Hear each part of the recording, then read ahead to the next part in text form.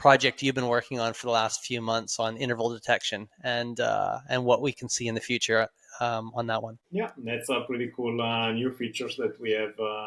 Well, we are almost done with it. So it's about detecting the intervals. Maybe you are familiar with what Intervals.icu does. So it provides you with your best intervals. And our feature is inspired by that. It's a little bit more comprehensive, I would say, in a way that it provides you with all the intervals done in your session. So rather than trying to find your best snippets, it kind of breaks down. It starts by looking at the best and evaluates and finds that your best power output, your peak power, and then based on that takes the rest of the session that you've done and splits the session in the remaining intervals, let's say. So this is perfect. It works perfectly if you are on the indoor trainer and you may be or not following a structured workout, because the power fluctuation is not that wide, so we can immediately and easily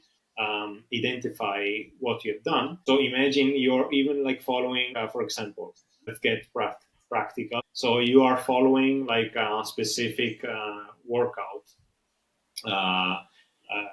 program, maybe for example 30 on, 30 off.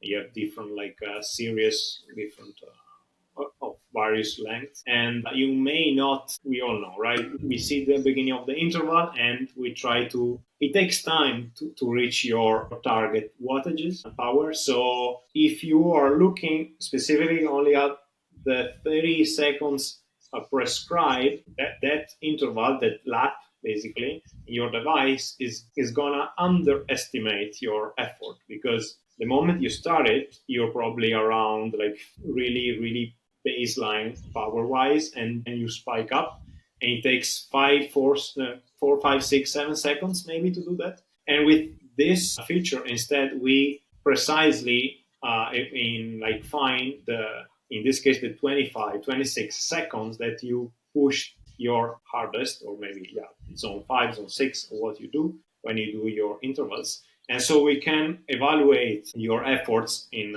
much better. So eventually we are going to integrate this with our coach, and so to provide a better estimate of the compliance regarding your planned workouts. And if a workout in the wild outdoor, intervals are going to be detected. It's a little bit harder for the algorithm, because the powers is not that smooth as in the indoor. But if you're following a planned workout, you can still should be able to see this, the intervals detected correctly. And more interestingly, if you're not following any workout, let's say like you're running a race, and this is what is really interesting to me, at least, regarding this feature, we can evaluate whether you have managed to hold roughly constant power for different segments. So we can give you an estimate how you break down basically the race power-wise. So the algorithm is going to detect roughly the intervals of constant power. So this is how it's going to work. And for example, I tested it with a couple of races I did last year, especially 70.3. And I found, for example, that I split the race. Interestingly, I didn't realize this at the moment while I was racing, but it turned out that it was in 10 different, 10, 11, if I remember correctly, intervals of of more or less between like 180 watts to 250, 40, like that. And so, of course, you want, if you're in a race, you want to minimize these spikes and to be more consistent. And so, anyway, it's a really cool thing. It is, and I think